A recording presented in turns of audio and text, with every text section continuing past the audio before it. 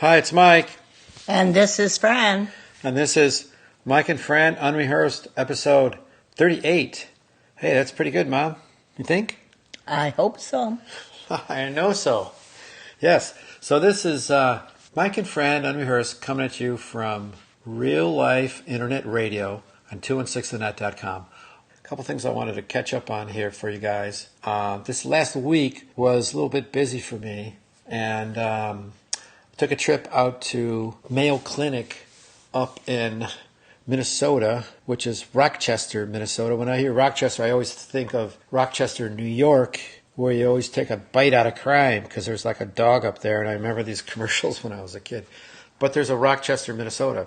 So it was about a 5-hour drive. I drove my friend Jana up there because she had some issues that we weren't getting the right answers from the doctors here, and they recommended her to go up there, and so we drove up there, and it was really actually a really good trip. So she had about 15 appointments over 5 days, and they really dug down deep and found out what was going on, and gave her some better news than we had anticipated. So she, with a little bit of rehab and working back into working out, I think she could get back to where she was, because the blood clot issue was in her knee, then it was in her lungs, and then you're talking all this pulmonary hypertension, and that's really a bad thing to have. And so they say that she has a mild case only, and then we can work on it to help her, get back to normal. So that's really good news.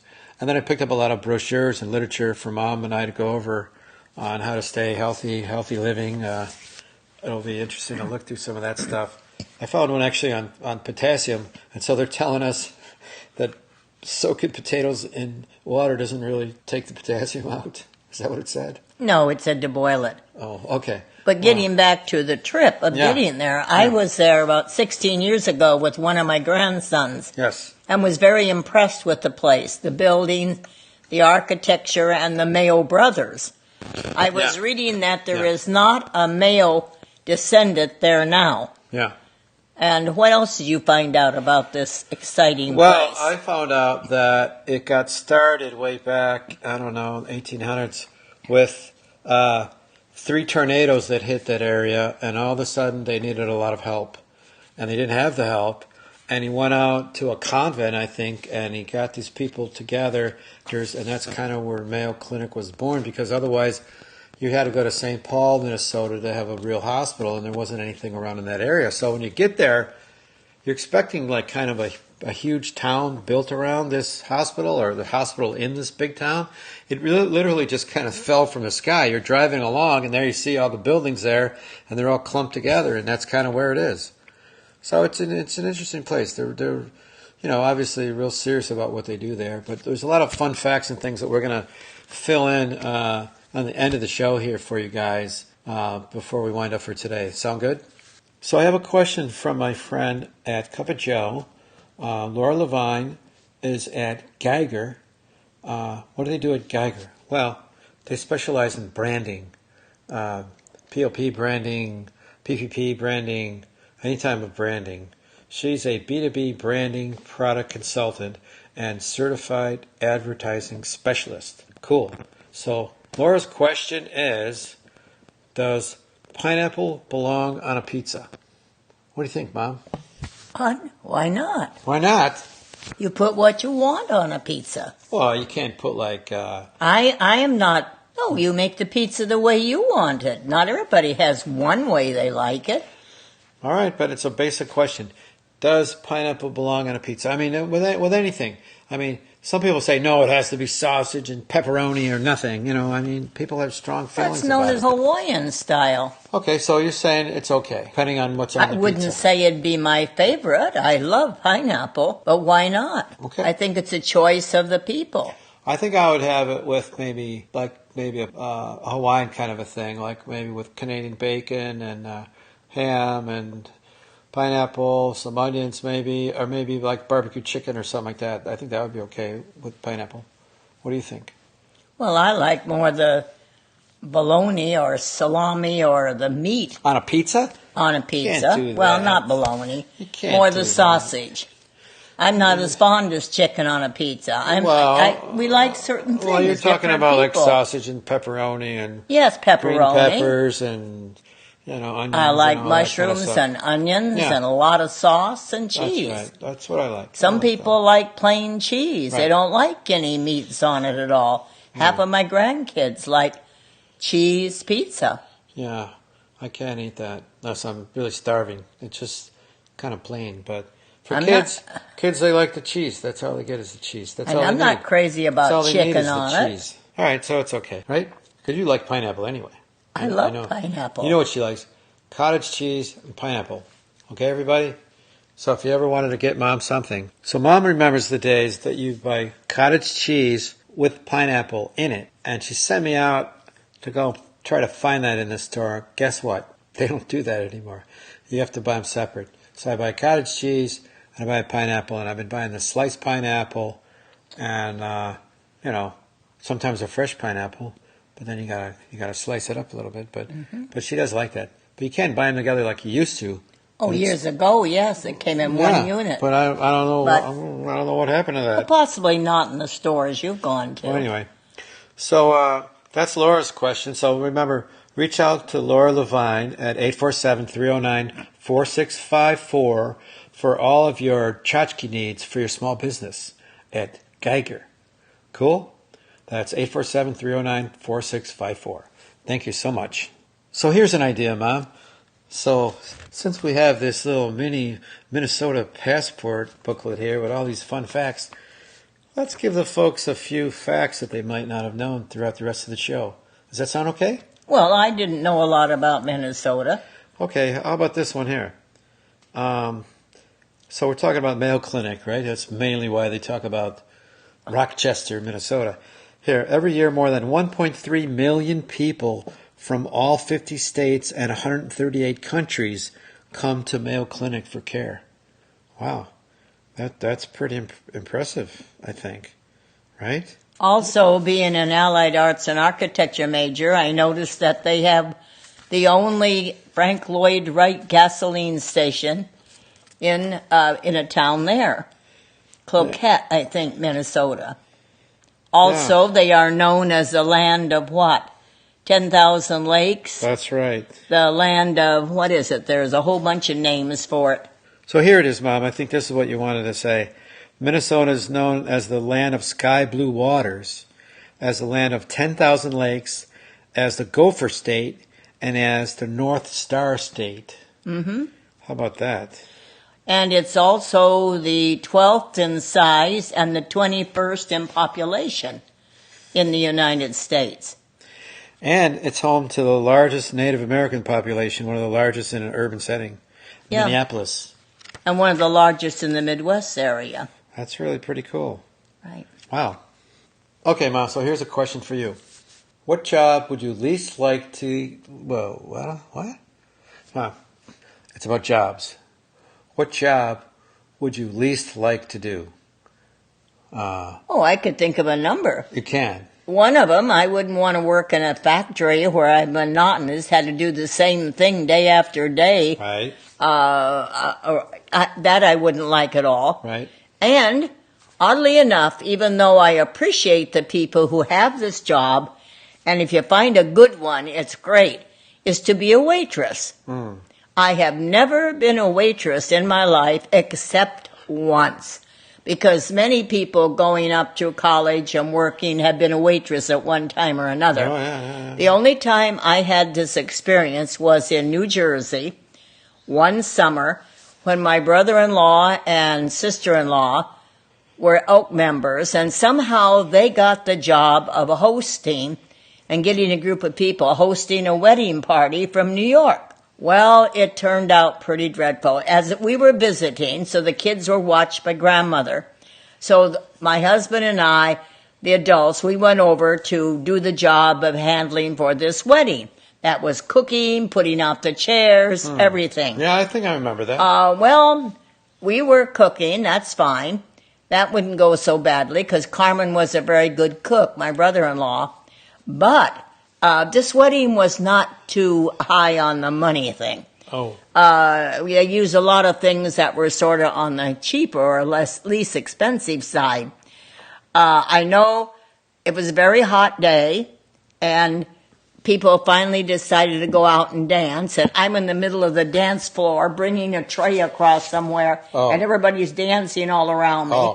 And I didn't figure how in the world I was going to get over to a table. And then when you went to the tables, they had these inexpensive glasses made out of plastic. The stem would fit either for a goblet of champagne or for wine. And when you went to pick up at the top, the bottom came off. Oh, boy. And it was a disaster. And I also remember that the bride and groom, I never saw a man so short and a bride so tall. And I grew up in the world of fairy tale where tall groom and, good-looking shorter bride, it wasn't that way. But the thing that really topped it off and being incompetent at this job was when they came later, some people had vapor lock in their cars, the heat coming down from New York to New Jersey, and they needed to be fed, and we were running low on food. What do you mean? So we went in the kitchen. What do you mean vapor lock? On the car, coming out their car, froze on thing coming so down. They couldn't start it? That's right, and they had trouble getting in there. They came a couple of hours late. Oh, I see. And we had to sort of stir up and find some food. Okay. So I hate to even say it, but we're looking at the plates where somebody had eaten half a potato, and we cut off the side they'd eaten on. Oh, no. And we were rescuing that other half to put on a plate. Same thing with green beans. We finally had to make up about 4 or 5 plates, and we were all out of everything. Out of like nothing. But anyway, we had to clean up after, and I remember when we got home, they had an above-ground pool. We all went and just jumped in that above-ground pool with our clothes on and everything. Wow. We were so tired and hot from working at this Did I help out a little bit, or no? I don't remember. I was pretty little then, or what? I don't remember. Oh, wow. I don't remember you kids as much. I do think most of the younger kids stayed home, and they weren't welcome. I seem to remember that, but I don't know if we did that much. I don't think you were there, really. Wow. But well, that was an experience. But that cured me of wanting to be a waitress. Yeah. I don't think I would have been adept enough. Wow. I was a waiter one time. I know you were. And I didn't last very long. You weren't very long. In and out. I was a waiter at a place called Luigi's of Hong Kong. I know. And it served, that name slays me. Gourmet Italian food and Chinese. And the first thing we're supposed to do is bring out these hot buttered buns and their appetizers. And that was like critical, apparently. If you weren't out there with that in a second after greeting them, you were like not doing your job, apparently. The place had all women waitresses. They never really hired a male waitress. They gave me a shot. I don't know, I think I lasted maybe a couple weeks or something. I thought I was doing great, and then all of a sudden they gave me the bad news. So, I don't know. I mean, I like cooking and entertaining at home, and I wait on people that way. So, maybe I've learned through the years how to wait on people. But you are very good at it. They had a specific protocol, and if you didn't follow, you were done. And I didn't get that's what I had to do. Right. That was the most important thing out of everything, was to get those hot buns out there. Otherwise, your ass is grass, and that's what happened to me. Well, in the days that I grew up, let's see, being born in the 20s, 40s and 50s, there weren't men waiters. They were all women. They were all women. You wouldn't find a male. It's now you can go into places and find more male waiters, servers, things than women in a lot of places. I don't think it matters anymore. No, it does not. No. But in my day, so to speak, if you were putting your way through college, it was all women that were working at that. Right. What kind of job would you find that you would like not to do, least likely to do, Michael? Least likely to do. Cleaning windows on a skyscraper. It's dangerous. That's kind of the obvious job you don't want to have. Or maybe a garbage man, it's kind of a dirty job. They probably get paid pretty good. I've applied for a lot of jobs. I almost did a paper route at one time. That would be kind of crazy. For me, I'm not really a morning person that much. Well, they'd get their paper at noon. How would that go over? Well, in my opinion, you never were a 9 to 5 person. Yeah, yeah. Well, Never. You. I can work 9 to 5, or What you did as an engineer. When I got out of school, I worked as an engineer, but I had no idea what an engineer did. The thing I didn't like about that position, you never saw one project through from beginning to end. It's just ongoing, and then you never learned anything to sort of tighten it up and maybe save some money on it or do something better for the next time around. It's just throw more money at it, and that was the kind of thing that was sort of disillusioning. So you never see any projects from beginning to end.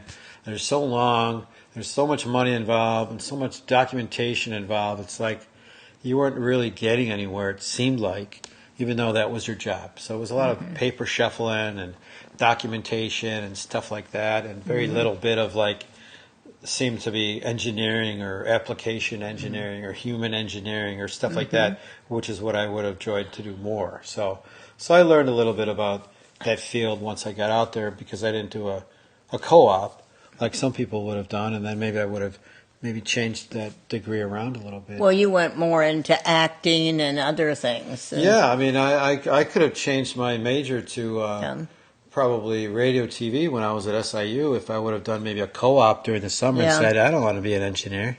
That would have been great, but it didn't work out that way. I sort of warmed up to that field by doing it on my own. So, well, I washed your uniforms for one of your first jobs. What was that? McDonald's. Oh, yeah, wow. They had a different color then. I had a brown little shirt and a hat. Yeah, they're different color than now. And you guys can tell when I came home, you didn't even have to see me because you'd smell the grease on my shoes. Yep. As soon as I walked in. Michael's home. Smells like a hamburger in here.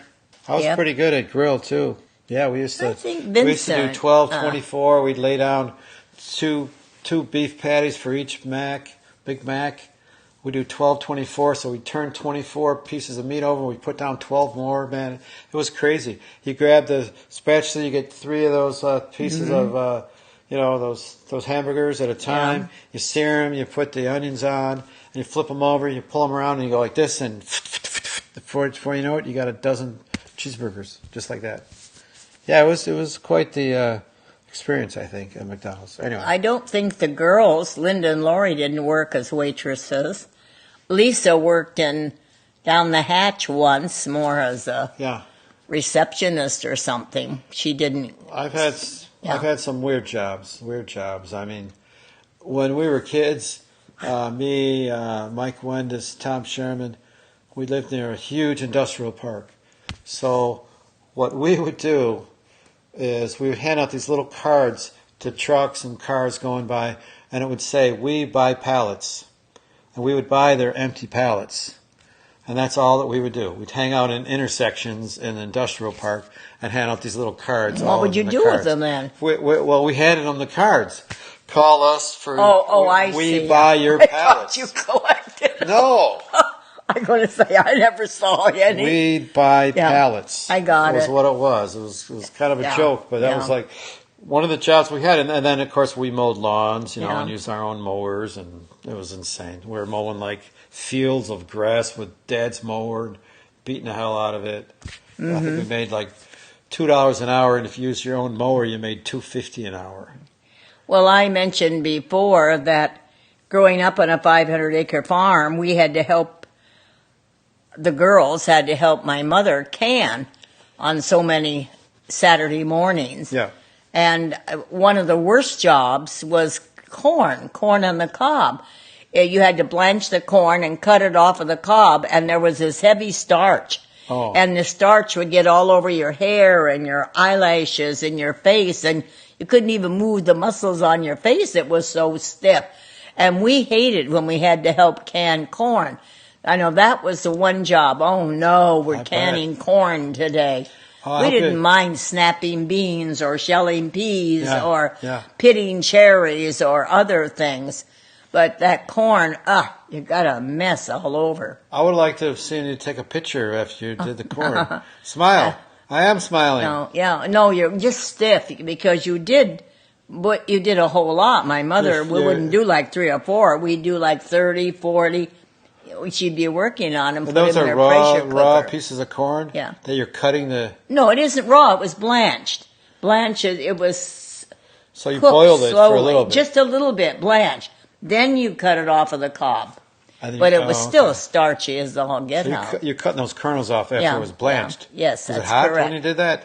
No, it was cooled cool. down. Yeah, We couldn't do it when it was hot. When Yeah. it cooled down, Wow. yeah, Well, that was a job that we did not like. Oh, and thinning peaches. I hated thinning peaches. Oh boy. Because it just you reached up there and grab a peach off, and if you had 4 together, you grab 2 and take them off so the peaches could grow larger. Did not like that. There was no product. You just threw it on the ground and you thinned them so that the peaches grew larger on the tree. I can't remember thinning anything else, apples or pears, but I know we did peaches. Wow. And picking walnuts because your hands got so stained with the walnuts. And we were in college and we didn't want our hands looking like little farm girls. Oh. And gloves we didn't seem to wear. Oh, we were always trying to hide our fingers during the walnut crop. No gloves, huh? Yeah. Well, I think they were big gloves. They didn't have nice gloves like today. Okay. And I remember we hated picking up the walnuts. Pick them up because they shook the tree, and you picked them up off of the ground. That's how you pick the walnuts. Same thing with the prunes. You shook them on the ground. You picked them up off of the ground. Anyway, that's enough of jobs. Yeah, I guess so. Yeah. Well, that's pretty cool, though. Yeah, I think as a kid, like any kid, probably wanted to be a fireman or a policeman or something like that, right? But you would look at that job now as being so hazardous, Oh, boy. dangerous. Yeah. I would not want to be a policeman's wife or a policeman's daughter because I'd be fearful of their lives. Or Absolutely. firemen. A lot of jobs like that would be scary.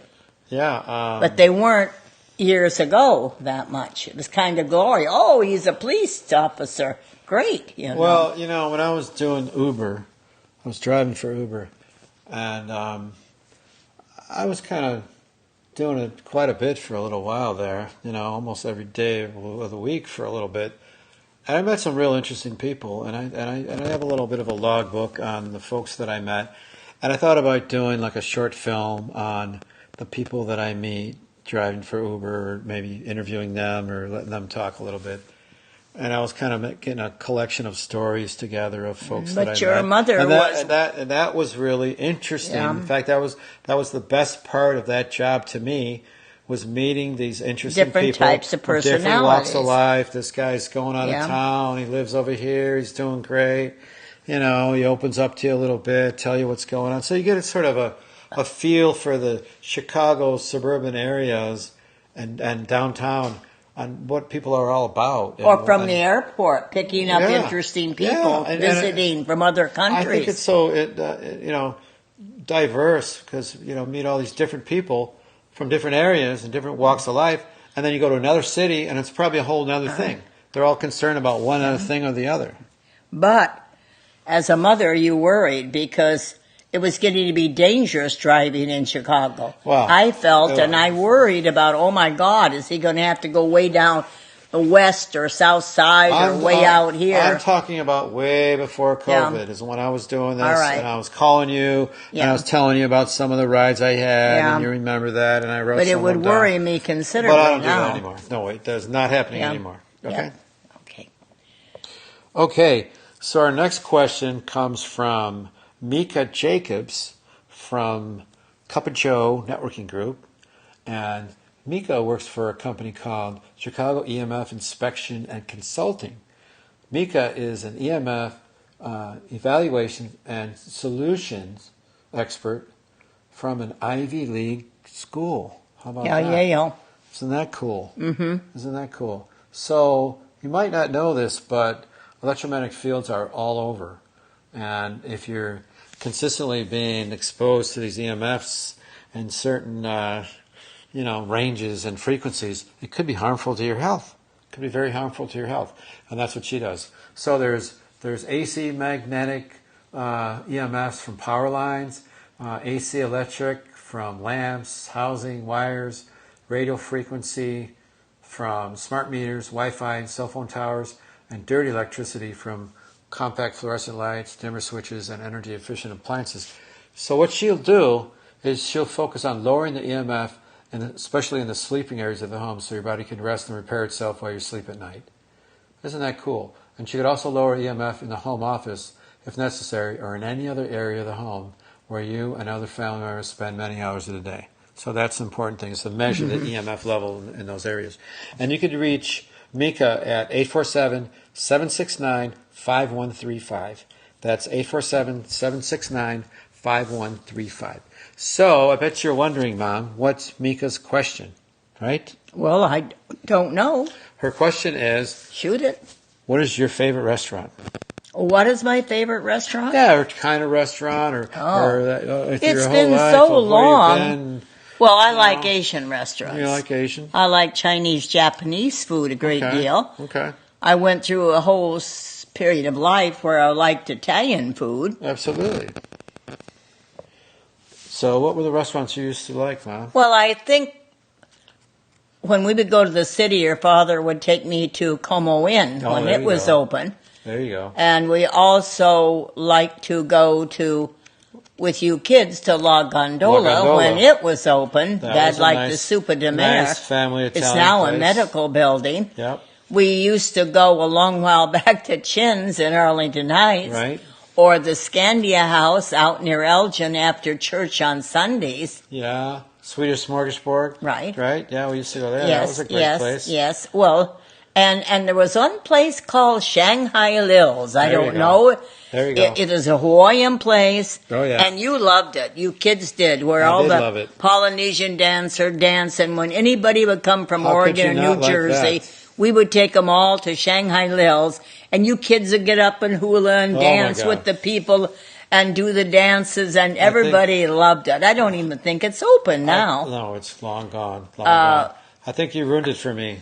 Well, we went to an 8-year-old sitting at the edge of the stage. Oh, you with loved it. Dance girls with hulas and eating fire and eating a shrimp this big and an egg roll.